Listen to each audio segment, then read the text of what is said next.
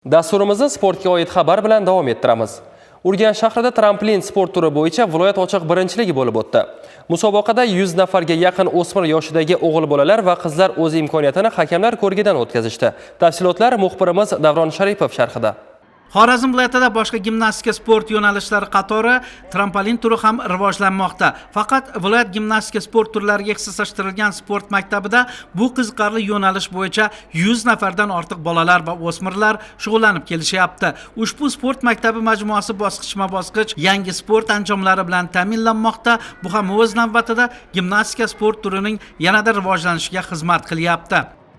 Keyingi vaqtlarda sport maktabimizning sport jihozlari va anjomlari bilan ta'minlash masalasi o'z yechimini topdi. Xususan sport vazirligi va homiylar tomonidan bugungi kunda barcha xalqaro standartlarga javob beradigan jihozlar bilan ta'minlanmoqda. Trampolin sport turi uchun yugurish yo'lakchalari va batut, badiiy gimnastika uchun maxsus sport gilami hamda predmetlar bilan jihozlandi. Bu degani deyarli 150 million so'm atrofida barcha zarur anjomlar yetib keldi.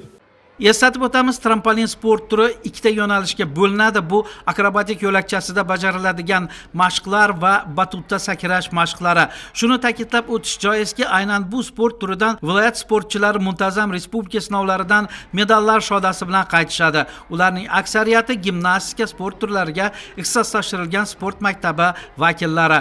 Bu galgi sinovlar ham mahoratli gimnastikachilarni aniqladi. Akrobatik yo'lakchasida sakrash bo'yicha bo'lib o'tgan qizg'in bahslarda Amir Abdullayev, Zafarbek Polvonnazarov, Kamola Jumanazarovalar eng yaxshi tayyorgarliklarini ko'rsatishdi.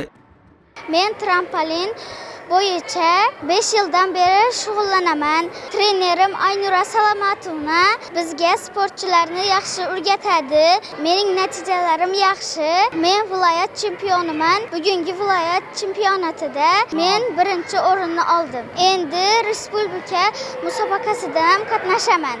Xabaringiz bor, trampolinning aynan batutda sakrash yo'nalishi yozgi Olimpiya o'yinlari dasturiga kiritilgan. Bugungi kunda sport maktabining qator o'smirlari nafaqat viloyat birinchiliklari, balki respublika va xalqaro musobaqalarda ham o'z mahoratini yuqori darajada namoyon etib, sovrinlarni qo'lga kiritib kelishyapti.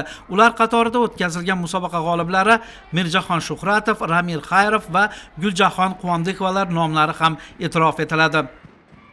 12 yosh toifasida eng yaxshi natija ko'rsatib, birinchi o'rin oldim. Bizga yangi batut sovg'a qilishdi. Endi natijalarimiz bundan ham yaxshilanadi.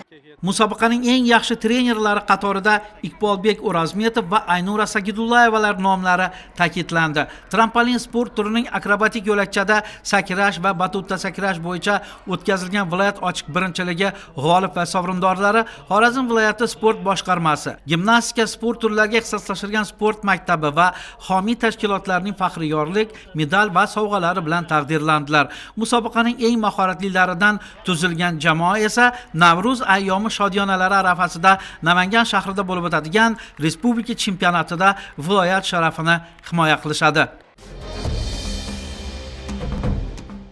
Xorazm ob-havoni kuzatish boshqarmasidan olingan ma'lumotga qaraganda, shu kecha kunduzda viloyatimizda havoning o'zgarib turishi, yog'ingarchilik bo'lmasligi kutiladi. Sharq tomondan har soniyada 7-12 metr tezlikda shamol esadi. Harorat bugun kechasi 5-10 daraja sovuq, ertaga kunduzi 3-8 daraja iliq bo'ladi. Urganch shahrida bugun kechasi 7-9 daraja sovuq, ertaga kunduzi 5-7 daraja iliq bo'lishi kutiladi. Hurmatli yurtdoshlar, yetkazmoqchi bo'lgan xabar va lavhalarimiz shulardan iborat edi. E'tiboringiz uchun rahmat, xayr, salomat bo'ling.